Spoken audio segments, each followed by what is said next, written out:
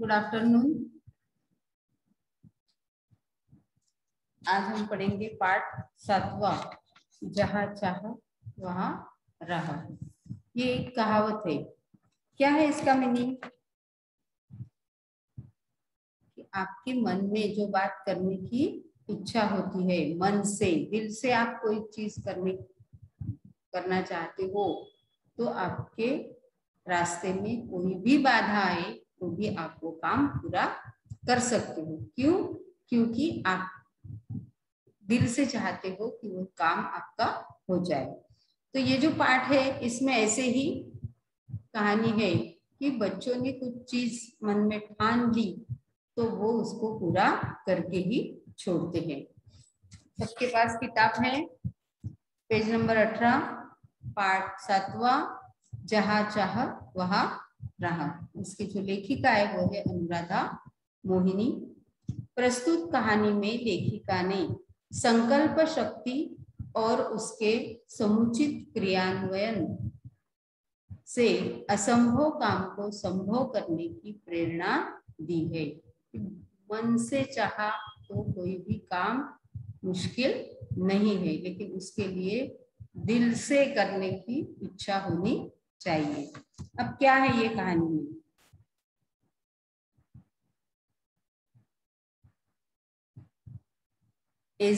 एसंबा गांव की पाठशाला की घंटी बजी। कौन सा गांव है? एसंबा। वो गांव में एक पाठशाला है, उसकी घंटी बजी। धुआंधार बरसात हो रही थी। धुआंधार मतलब बहुत जोर से। कल जो बारिश हुई अपने यहाँ दोपहर में 1:30-1:45 बजे, वो कैसी बारिश थी? धुआंधार। तो वैसे ही बरसात हो रही थी। वर्षा के कारण प्रार्थना मैदान पर न होकर कक्षा में संपन्न हुई।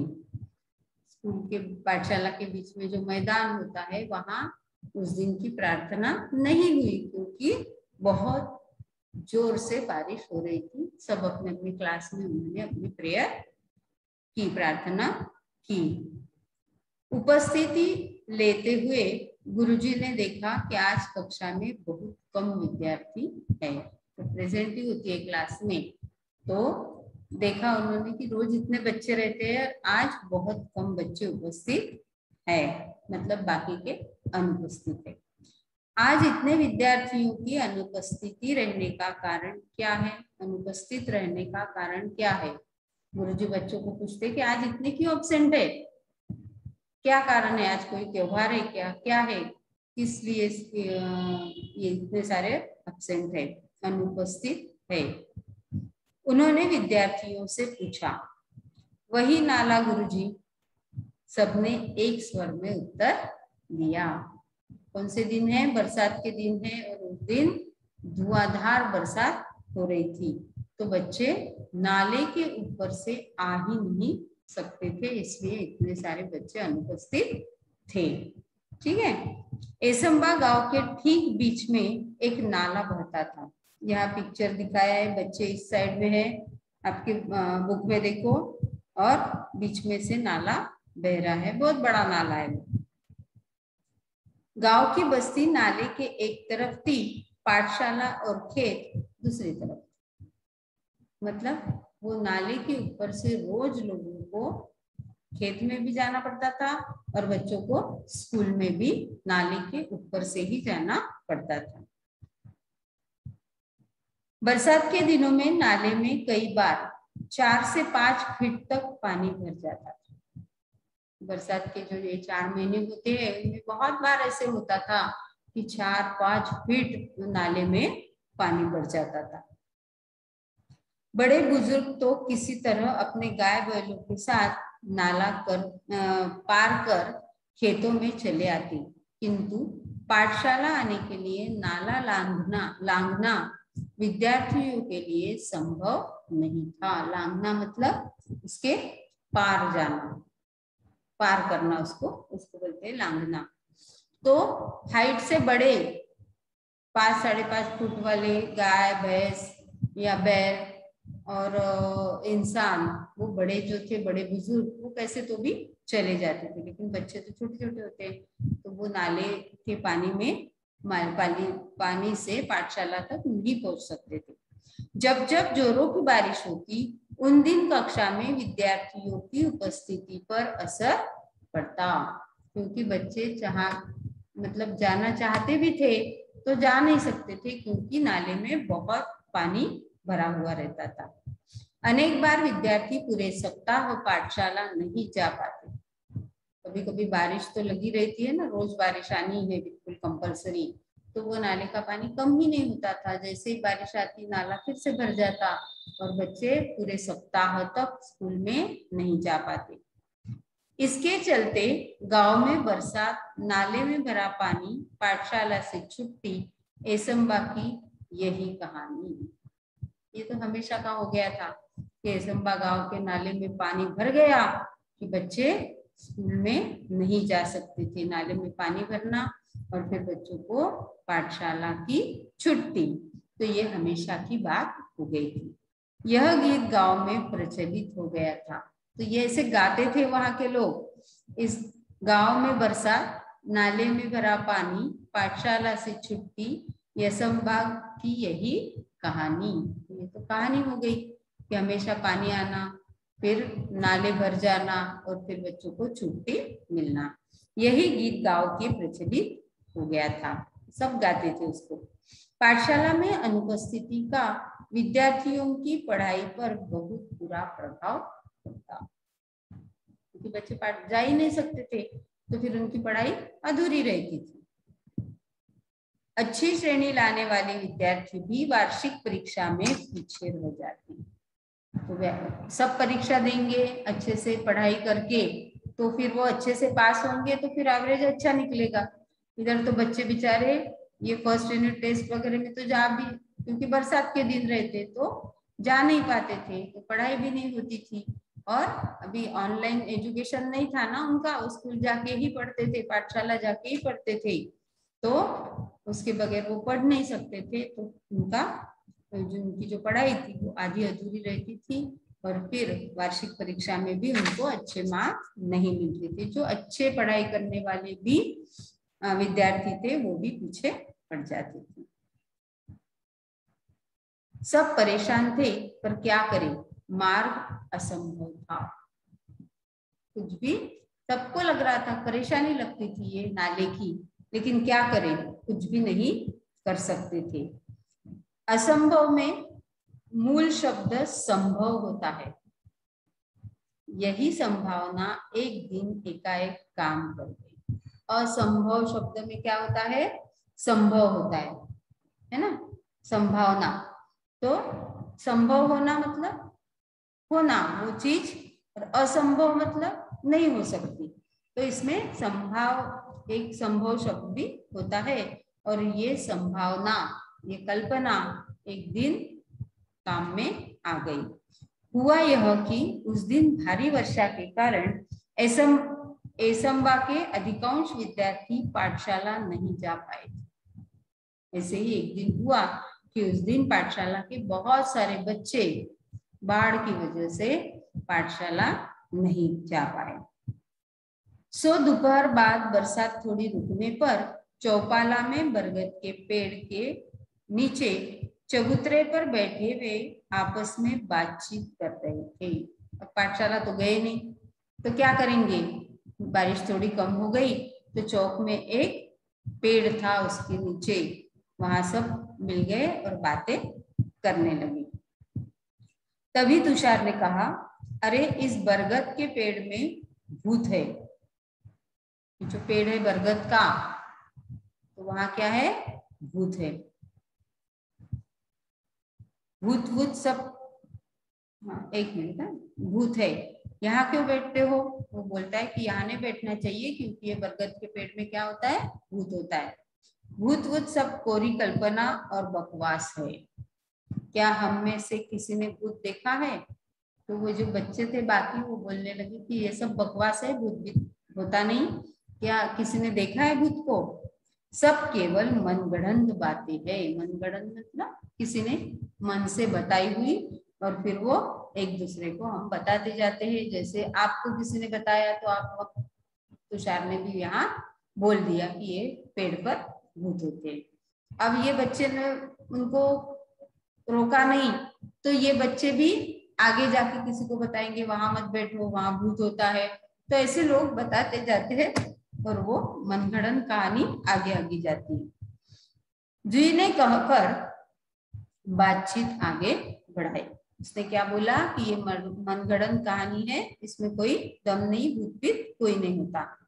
आज एक और अनुपस्थिति लग गई मेरी, मतलब आज फिर से मैं अब्सेंट लग गई।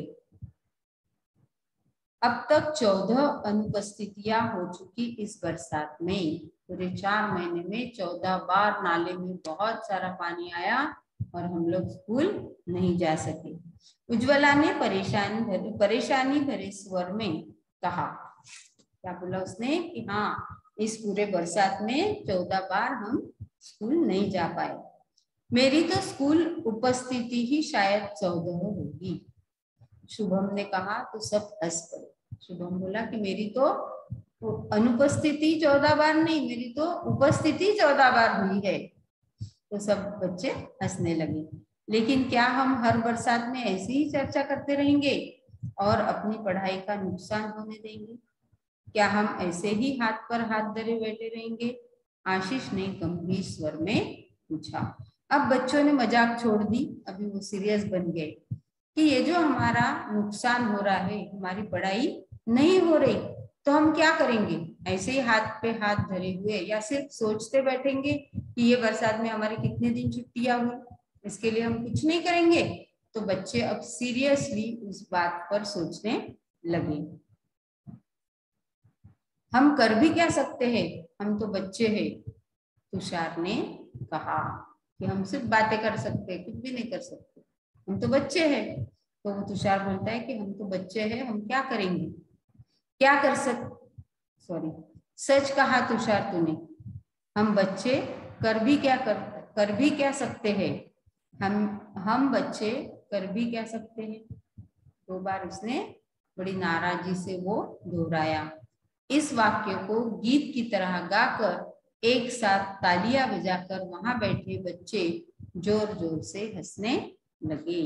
क्या किया उसने, उन्होंने यही बात बहुत बार बोली और तालियां बजाकर वो जोर जोर से हंसने लगे। हंसो मत, कोई कुछ कर सकता है तो वह हम ही है। आत्मविश्वास भरा यह स्वर दामिनी का था। उसे बड़ा गुस्सा आया। कैसे क्यों बोल रहे हो, हम कर भी क्या सकते हैं, हम कर भी क्या सकते हैं? तो चिल्लाई कि, और कैसे चिल्लाई, आत्मविश्वास से, कि उसको बहुत ऐसे लग रहा था कि हम ये चीज, उसको स्वयं पर विश्वास था कि हम ये कर सकते हैं। और ऐसे आप मत बोलो कि हम कर भी क्या सकते हैं, जो भी करना है वो हम ही कर सकते हैं। ऐसे आत्मविश्वास से दामिनी ने उनको रोका, वो जो गाना बोल रहे थे उसको रोका। हर समस्या का निदान संभव है, कोई भी प्रॉब्लम आए तो उसका हल जरूर होता है और वो हम निकाल सकते हैं। प्रकृति ने विचार करने के लिए हमें बुद्धि दी है। मुझे विश्वास है कि हम सब मिलकर विचार करेंगे तो कोई न कोई रास्ता अवश्य मिलेगा। एक इंसान सोचेगा तो वो अपने अकेला रहेगा, लेकिन सब मिलकर सोचेंगे तो हर एक की बुद्धि अलग अलग होती है, तो उसमें से कुछ ना कुछ तो निकलेगा। तो हम सब इस विषय पर अब सोचते हैं। कोशिश करने वालों की कभी हार नहीं होती। तो बोली कि आप कोशिश करो, तो कोशिश करने से आपकी हार कभी नहीं होगी, आप सफल ही होंगे। दामिनी की बातों ने बातचीत का माहौल बदल दिया। ये जो सब सिर्फ मजाक में बोल रहे थे कि अरे क्या हम स्कूल पाठशाला नहीं जा सकते, बरसात में 14 दिन 15 दिन छुट्टियां मिलती है, लेकिन करेंगे तो क्या करेंगे, हम तो बच्चे हैं। तो ऐसे सब छोड़ देने वाले थे वो बात को। लेकिन ये जो दामिनी थी, स्वयं पर बहुत विश्वास था और वो सिर्फ सब बच्चों को बोलते हैं कि बाकी लोगों से, मतलब बाकी प्राणियों से मनुष्य प्राणी को सोचने के लिए बुद्धि दी है। तो हम सोच सकते हैं, तो हम 10-12 बच्चे मिलके सोचेंगे तो कुछ ना कुछ राह तो जरूर निकलेंगी। तो अब इस बात पर हमें सोचना चाहिए। तो वो सबको बोलती है और फिर वहां का माहौल बदल जाता है। मतलब वातावरण जो मजा की चल रही थी, बच्चे ऐसे ही गा रहे थे, मजाक उड़ा रहे थे कि अरे हाँ क्या कर सकते हैं, तो वो उसने माहौल चेंज कर दिया, बदल दिया। हर कोई गंभीर होकर समस्या के हल के बारे में सोचने लगा। तो सब गंभीर हो गए, अरे ये बोलती है, ये भी सच है, कुछ ना कुछ तो हम सोचेंगे तो कर सकते हैं। आशीष की आंखों में चमक और स्वर में उत्साह था। कैसे? सबने एक साथ पूछा।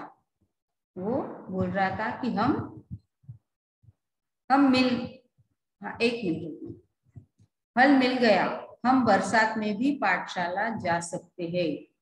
अब वो सोचने लगे तो तब आशीष ने बोला कि हल मिल गया, मतलब रास्ता मिल गया। आशीष की आंखों में चमक और स्वर में उत्साह था। जैसे वो सोचने लगा, तुरंत उसको कुछ तो भी याद आया और वो बोला कि ये जो समस्या है उसका हल मुझे मिल गया। और उसकी आंखें एकदम से चमक उठी और उसके स्वर जो थे, बात करने का जो ढंग था, उसमें उत्साह आ गया। कैसे? सबने एक साथ पूछा कि क्या कर सकते हैं हम, रोज पाठशाला कैसे जाएंगे? हम नाले पर पुल बनाएंगे। वो बोलता है कि हम ये नाले पर पुल बनाएंगे। पुल? मित्रों के स्वर में आश्चर्य को भापकर, मित्रों के स्वर में आश्चर्य भापकर आशीष ने आत्मविश्वास पूर्वक उत्तर देते हुए कहा, हाँ पुल। सबको आश्चर्य लगा, कभी किसी ने सोचा भी नहीं था कि ऐसा हम कर सकते हैं। लेकिन आशीष बोलता है कि ये हम कर सकते हैं। उसको स्वयं पर दामिनी जैसा ही विश्वास था और उसको राह भी मिल गई, हल भी मिल गया। हाँ पुल। विज्ञान की पुस्तक में हम सबने पुल की जानकारी पढ़ी है। तो ये जो हम पढ़ते हैं इसका कहीं ना कहीं हमें यूज लाइफ में करना चाहिए, तो ही ये पढ़ने का कोई महत्व है ना। और ये जो लेसन आपको, हर एक लेसन कोई भी सब्जेक्ट का हो, वो इसलिए आपके एज के अनुसार चूज करते हैं ताकि उसको आप अच्छे से पढ़े और उसका अपने जीवन में उपयोग करें। तो वो बोलता है कि अपने विज्ञान की बुक में पुल कैसे बनाते हैं उसकी जानकारी, पुल के बारे में पूरी जानकारी दी है। जब कभी शहर गए हैं, बड़े बड़े पुल देखे भी है। वो गांव से हम जब शहर जाते हैं तो हमने बड़े बड़े पुल देखे भी है। अंतर्जाल से हम जानकारी भी प्राप्त कर सकते हैं, और जो हमें आता नहीं वो हम इंटरनेट से जानकारी भी प्राप्त कर सकते हैं। गांव का नाला बहुत ज्यादा चौड़ा नहीं, चौड़ा मतलब ऐसे जो उसकी लांबी आणि रुंदी म्हणतो ना आपण, तसं तो चौड़ा ज्यादा नहीं।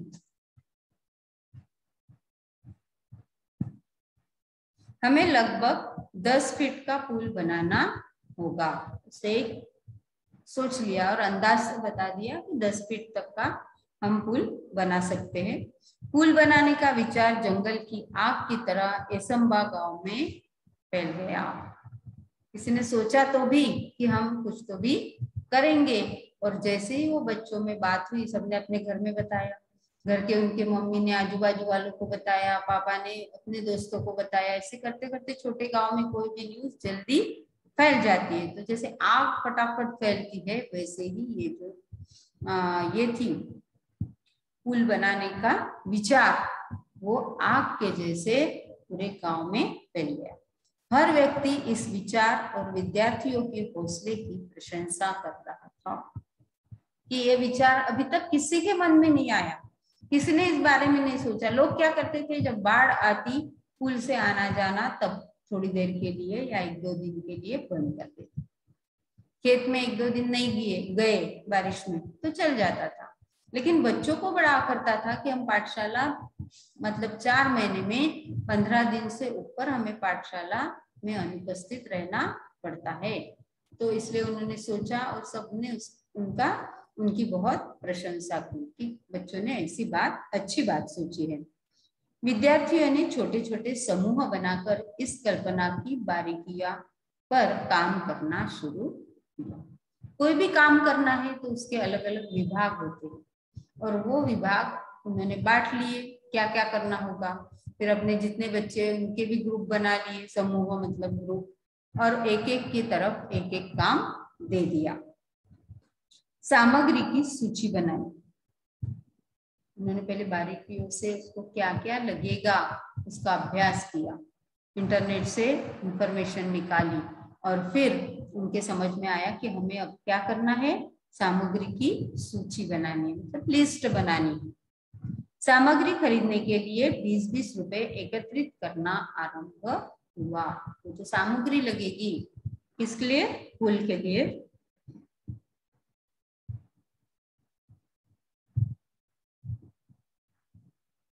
एक मिनट, 20-20 रुपए एकत्रित करना आरंभ किया। अब तक पाठशाला के शिक्षक और गांव के लोगों ने भी सहायता के लिए आ चुके थे। गांव के लोग भी और शिक्षक भी स्कूल के, पाठशाला के, वो भी आगे आ गए थे सहायता के लिए। तो इन्होंने पहले शुरू में क्या बोला कि 20-20 रुपए सब मिलकर सबसे 20-20 रुपए जमा करो। देखते देखते सामग्री के लिए आवश्यक राशि जमा हो चुकी थी। जो सामग्री लानी थी उसकी जो राशि थी, उसके लिए जो पैसे लगने वाले थे वो मतलब जमा हो गए थे। बुजुर्गों का अनुभव, युवाओं की शक्ति, विद्यार्थियों का उत्साह, सब साथ मिलकर काम कर रहे थे। हर एक के पास एक एक चीज थी। जो गांव के बुजुर्ग थे, वो बुजुर्गों के पास क्या होता है, अनुभव होता है, एक्सपीरियंस होता है उनको, तो वो अपना अनुभव से जो चीजें है वो बता रहे थे। गांव के जो बच्चों से बड़े युवा थे, वो उनमें तो बहुत ताकत होती है, शक्ति होती है, तो ये युवा शक्ति अपनी शक्ति से उनको हेल्प कर रहे थे। और बच्चों का उत्साह, बच्चे भी बड़े उत्साहित हो रहे थे फूल बनाने के लिए, और ऐसे सब मिलकर वो काम शुरू हो गया। संगठित प्रयासों से काम आकार लेने लगा था। संगठित मतलब वो यूनिटी कर, सब मिलकर काम कर रहे थे, उनका संगठन बन गया और सब मिलकर अपने अपनी बुद्धि के अनुसार उन्होंने काम करना शुरू किया। और वो प्रयास मतलब प्रयत्न कर रहे थे, वो प्रयत्न आकार ले रहे थे, मतलब कुछ ना कुछ बनना शुरू हो गया।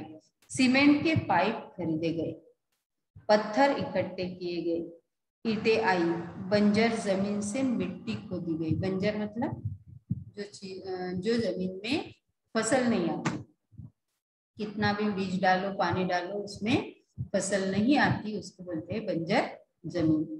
तो लोगों ने क्या क्या, अब इसके लिए सामग्री क्या क्या बताई कि पत्थर इकट्ठे हुए, सीमेंट के पाइप खरीदे गए, पत्थर तो गांव के आजू बाजू से ही उन्होंने खेत के आजू बाजू से जमा किए, बंजर जमीन से मिट्टी खोदकर लाई। गांव के छगन बाबा नामक एक बुजुर्ग ने प्रचुर मात्रा में रेत उपलब्ध करा दी। गांव का एक जो इंसान था छगन बाबा, उन्होंने क्या किया, रेत भी लगेगी ना, बांधना है कुछ चीज तो रेत भी लगेगी, तो रेत उपलब्ध करा दी। पुल बनाने के लिए पूरे गांव के हाथ एक साथ मिट्टी का भराव करने लगे, सबने हेल्प की, तो काम आगे बढ़ रहा था। हर दिन स्वप्न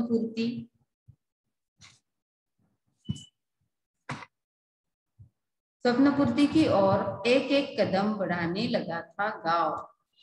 अब उनका जो स्वप्न था वो उनका कि हम पुल बनाएंगे, तो रोज एक दिन में तो नहीं बनेगा, तो रोज सब मिलके काम करते थे और एक एक स्टेप आगे आगे जा रहे थे और पुल थोड़ा थोड़ा बनते जा रहा था। अतः आनंद की वह सुबह भी आ गई। वर्षों की कठिनाई दूर हुई। केवल 15 दिनों में ग्रामीणों और विद्यार्थियों के सामूहिक श्रमदान से पुल बनकर तैयार हो गया। कितने दिन में बना? 15 दिन में।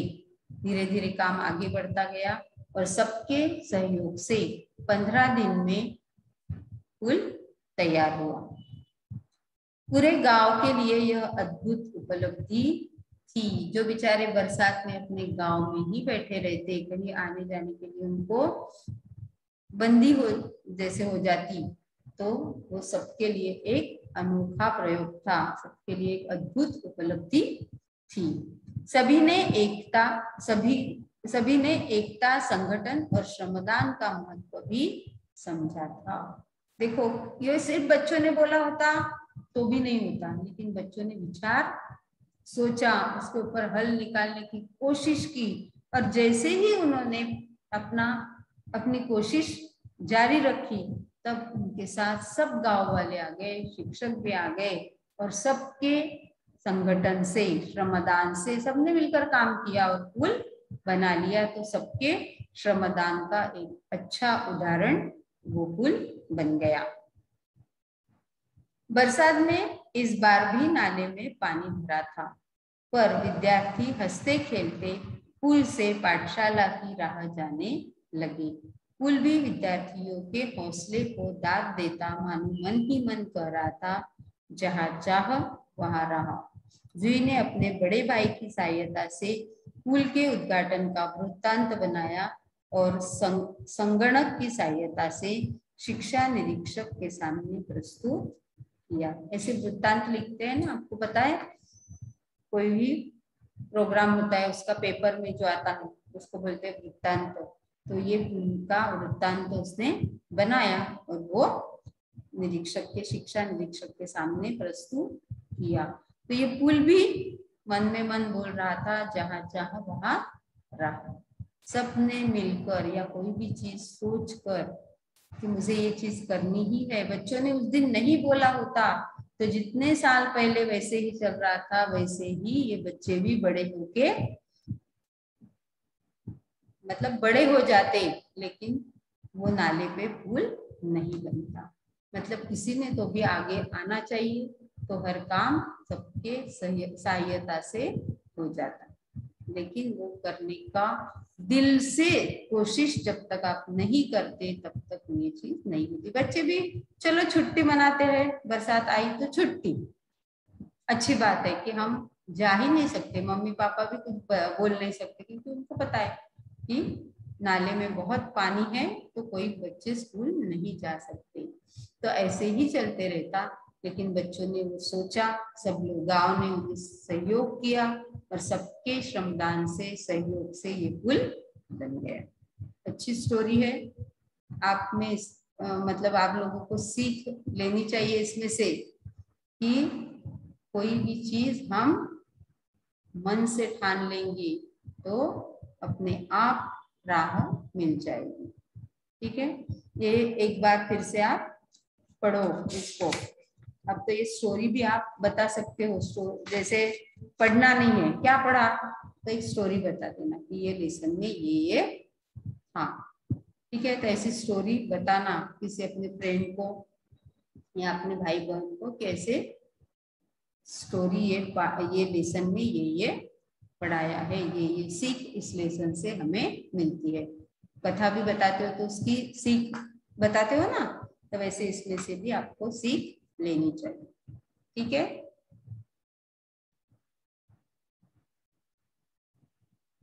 बाय।